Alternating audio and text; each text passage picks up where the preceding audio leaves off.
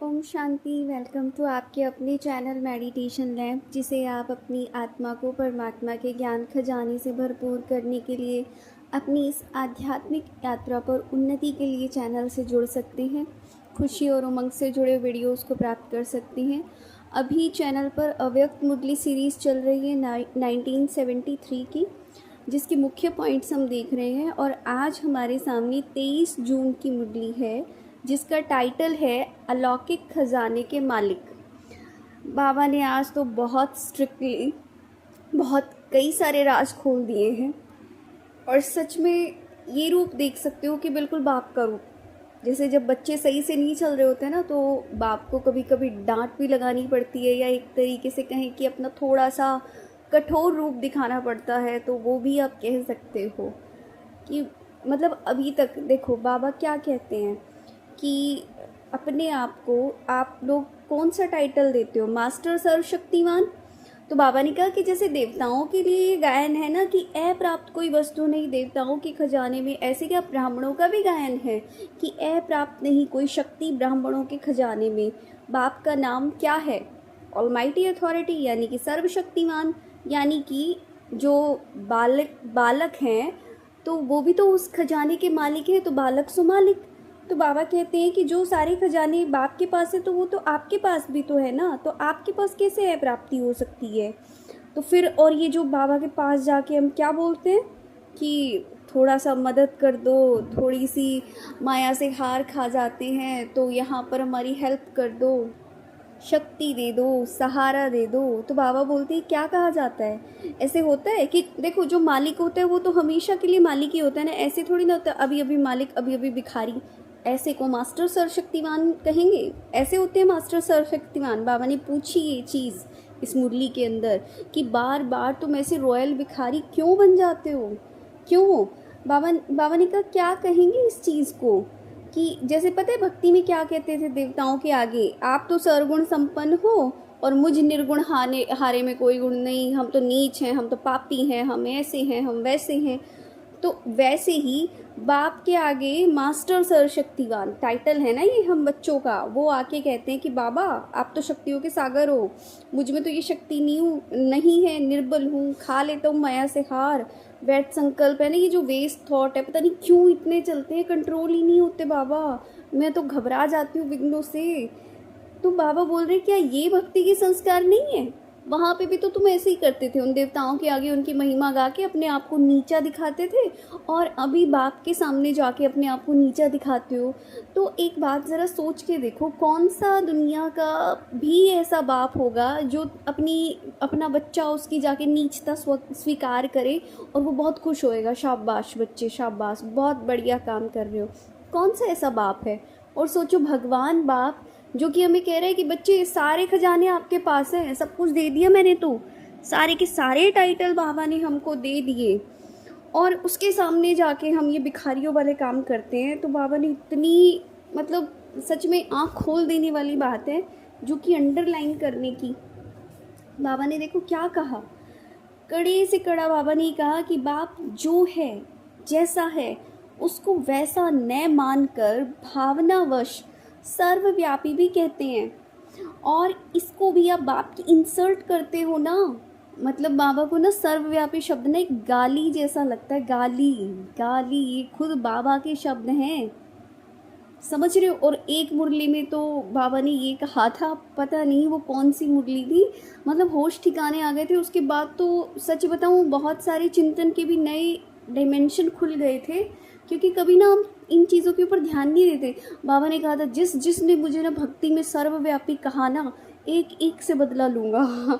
समझ रहे हो बाबा को ये बात कितनी बुरी लगती है, और हमने अनजाने में कितनी बार उसको सर्वव्यापी कहा होगा। हालांकि देखो ज्ञान में आ गए, अभी आ गए, इस जन्म आ गए, इससे पहले वाले जन्म में आप क्या जानते हो, आप क्या करके आए हो, और इम्पॉसिबल है कि आपने ना कहा हो, क्योंकि हम ही तो स्टार्टिंग से ही भगवान से जुड़े थे और हमने ही तो सबसे ज़्यादा गलानी करी है।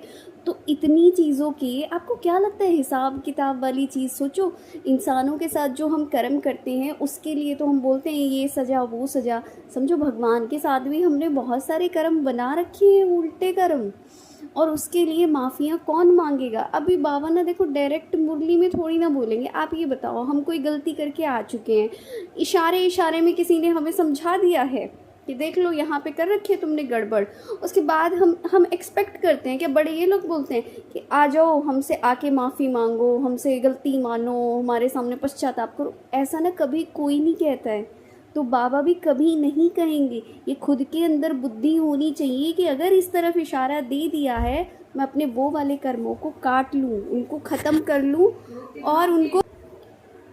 तो अभी देखो क्या करते हैं कि एक तो अपने आप को मास्टर का टाइटल लगा के, सारे तो बाबा के टाइटल ले लेते हैं कि अपने आप को मास्टर ज्ञान का सागर, मास्टर आनंद का सागर, और फिर ये कहें एक तरफ की कमी है, इस चीज़ की कमी, उस चीज़ की कमी है, तो कि ये अपनी इंसल्ट करना नहीं हुआ।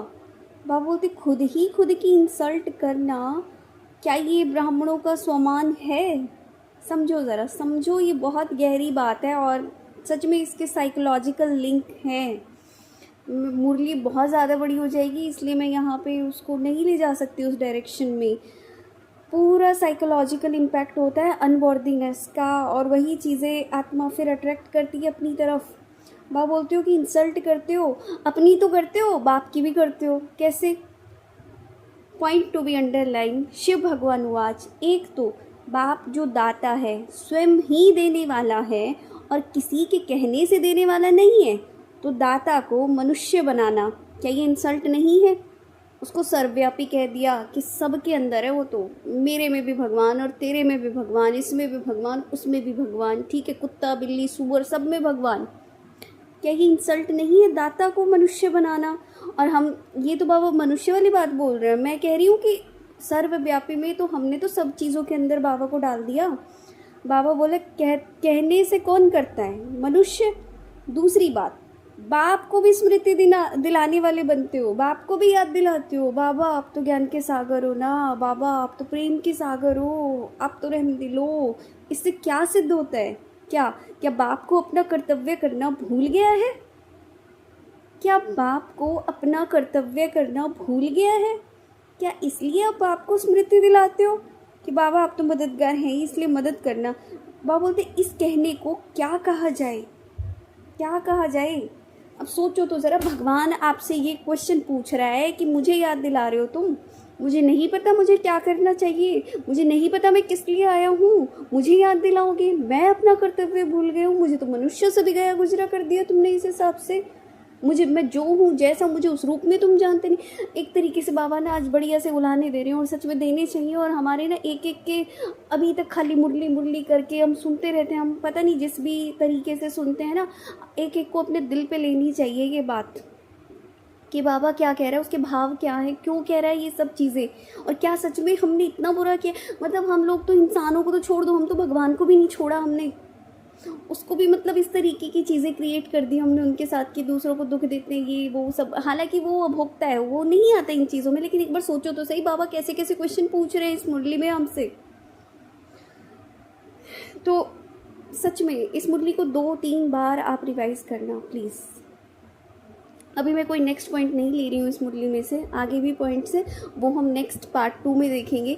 अभी के लिए आज सब लोग चिंतन चलाना, जब जब इस जन्म का जो याद है लिख लेना, पिछले जन्मों का हम लोगों को याद नहीं, बैठ करके कायदे से 21 दिन तक माफ़ी मांग लेना इस चीज़ के लिए, और वो भी दिल से, सच्चे दिल से। और 21 दिन के बाद भी सोचो, जब याद आए तब मांग लेना, क्या पता कौन सा ब्लॉकेज है एनर्जी का वो ओपन हो जाए, क्या पता कौन से हमारे कर्म हैं हल्के हो जाएं, और हल्के होके हमारे को एक पुश मिल जाए कि आगे हमारे कौन से उन्नति के रास्ते खुल जाएं, हमें नहीं पता।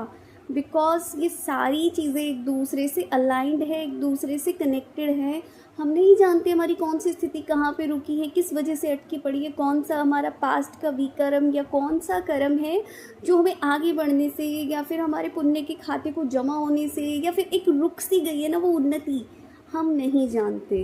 तो जितना जितना आत्मा को ये ज्ञान के चक्षु बोलते हैं ना मिलते जा रहे हैं, इसके अकॉर्डिंग चीज़ों को ठीक करते जाओ, आगे बढ़ते जाओ।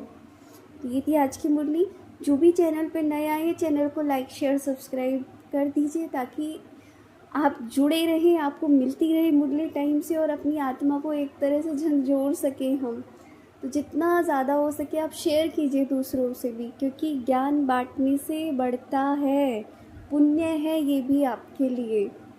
क्या पता कौन सी एक मुरली किस आत्मा का इंतज़ार कर रही है, वो बैठा ही था, उसका कोई वो एक पॉइंट उसको जाके टच हो जाना है और उसके कौन से बने हुए काम बिगड़ जाए या कौन सी उसकी बात बुद्धि में बैठ जाए, हम नहीं जानते हैं। ठीक है जी, तो मिलते हैं हम लोग नेक्स्ट मुरली में। तब तक के लिए thank you, thank you, thank you so much. ओम शांति।